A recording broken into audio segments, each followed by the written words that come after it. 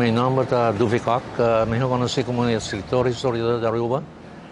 Nós acabamos de apresentar uma apresentação de nossa comissão que está formando um monumento na Cerro Colorado que me está mais importante para não somente nos locais, mas também turistas para lançar o rol importante que Aruba a e também Lago e seus empregados.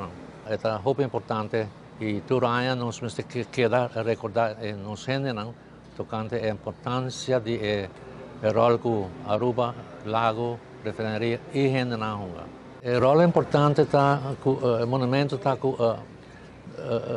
nós está dedicado um monumento a 47 tripulantes que cruelmente perderam a vida durante a guerra 16 de fevereiro de 1942.